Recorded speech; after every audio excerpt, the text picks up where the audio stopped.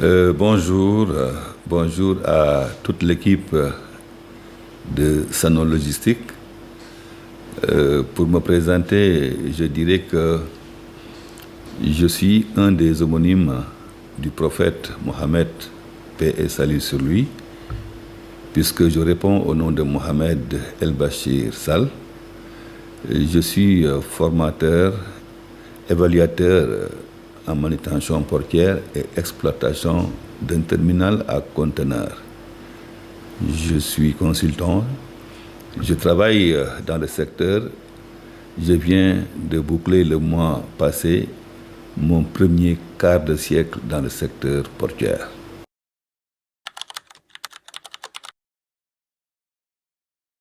Le terminal à conteneurs est une infrastructure portuaire spécialisée dans le débarquement et l'embarquement des conteneurs transportés par les navires porte-conteneurs. Il comporte ordinairement une darse avec un grand tirant d'eau, des équipements tels les grues, les chariots cavaliers, mais également un espace destiné au stockage et à l'empilement des conteneurs.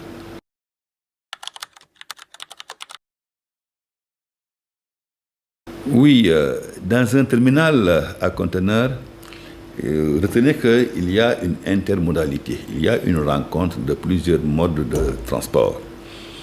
Dans un terminal à conteneurs, forcément, il y a la jonction de la mer, mais également de la route, également de la voie ferrée. Les fonctions principales dans un terminal à conteneurs, comme se définit la manutention, ce sont des opérations de déchargement, de chargement, de stockage, mais également de livraison. C'est vrai, l'activité phare, l'activité principale dans un terminal consiste à débarquer des navires, à embarquer des navires, mais également à gérer le stock des marchandises qui sont débarquées dans le navire.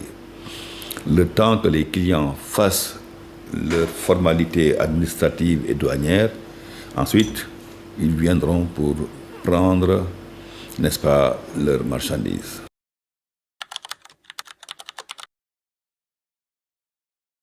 C'est vrai que les outils utilisés dans un terminal à conteneurs aujourd'hui, ce sont des outils très, très modernes, très sophistiqués.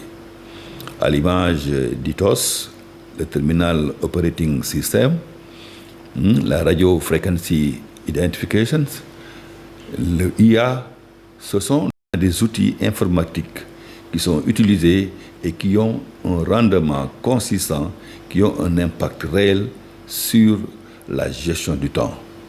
Je vous donne un exemple avec le système intelligent.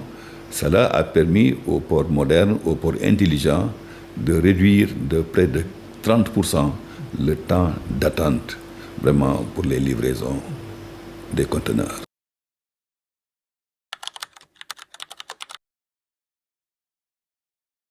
Pour le cas de Dakar, on a des difficultés, oui, qui se résument en quelques points. Notamment, on a un problème d'espace, on a un problème de congestion, on a un problème également de tirant d'eau, comparé à nos autres concurrents de l'Afrique occidentale qui ont un tirant d'eau qui tourne autour de 16 mètres. À Dakar, nous ne pouvons pas encore dépasser les 13,50 mètres. Cela reste un facteur bloquant. Mais quand même, parmi les défis, avec le nouveau port du futur, il est prévu de renverser la tendance en allant au moins à 18 mètres de profondeur de tirant d'eau.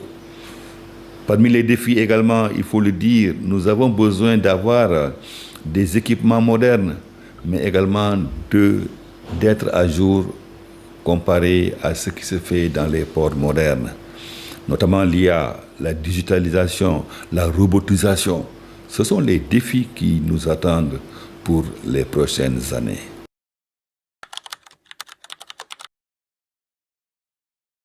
Oui, c'est vrai que le développement durable est un modèle de développement qui répond aux besoins d'aujourd'hui sans compromettre, n'est-ce pas, les capacités du lendemain.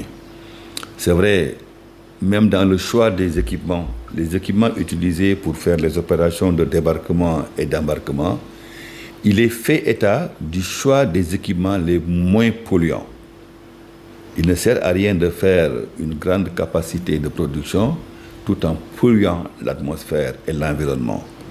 Pendant que nous travaillons pour avoir des défis, nous devons également prendre en charge et en compte l'environnement, ne pas polluer l'environnement, c'est très important et on tient compte de cet environnement, même jusque dans le choix des équipements que nous utilisons.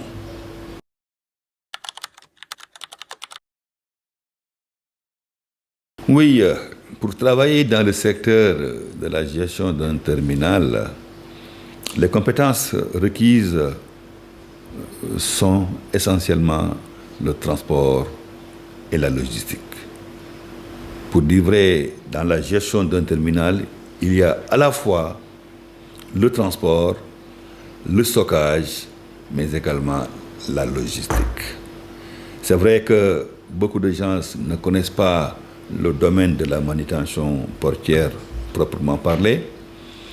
La plupart des étudiants des hommes du secteur, ils définissent la manutention comme étant l'ensemble des opérations de chargement, de déchargement. C'est vrai, mais ça ne se limite pas à ça seulement. Dans le débarquement, dans le chargement et le déchargement, il y a toute une science, il y a toute une histoire qui se fait derrière. Je dirais que la logistique, la manutention est à la logistique ce que les footballeurs sont par rapport à l'entraîneur. Vous pouvez avoir le meilleur entraîneur du monde qui met en place le meilleur système du monde, mais si vous n'avez pas de bons footballeurs, est-ce que vous allez marquer des buts? Vous n'allez pas gagner. Le logisticien, il met en place une planification optimale, un bon système, mais quand même, il faut des manutentionnaires pour mettre en pratique ce que le logisticien a planifié. Donc, pour dire que la logistique, c'est vrai qu'elle regroupe toutes ces activités-là, mais parmi ces activités, il y a un rôle prépondérant que le manutentionnaire joue pour le développement de la logistique.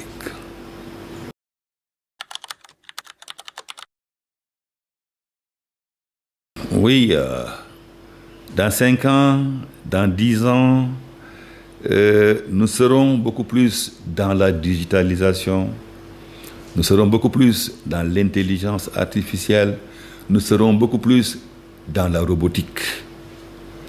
Messieurs, dames, nous disons que le monde de demain appartient à ceux qui sauront s'adapter au développement technologique. Il est important que nos amis, nos étudiants, nos autres amis travailleurs essayent de s'adapter à ce qui se fait de meilleur dans le monde. Dans 10 ans, dans 5 ans, tous ceux-là qui n'auront pas pris le train en marche, sûrement on les laissera en rade. Ils seront en retard. Mieux vaut essayer de se mettre à jour, n'est-ce pas, pour suivre la logistique dans les 10 ans à venir.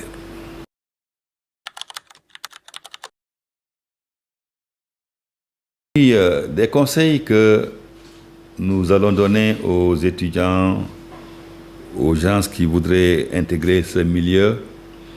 Essentiellement, il faut dire que le savoir seul ne suffit plus. En plus du savoir, il faut un savoir-faire, il faut un savoir-être. C'est très important. Et principalement, ce que je dirais en conseil, et j'ai l'habitude de le dire aux étudiants, il faut arrêter d'apprendre uniquement pour passer en classe supérieure. Il faut arrêter d'apprendre pour avoir une bonne note ou bien pour avoir un diplôme sans compétence. Il faut apprendre pour maîtriser. Il faut apprendre pour avoir une parfaite maîtrise de ce que l'on a appris. C'est cela seulement qui pourrait être rentable pour nos amis étudiants.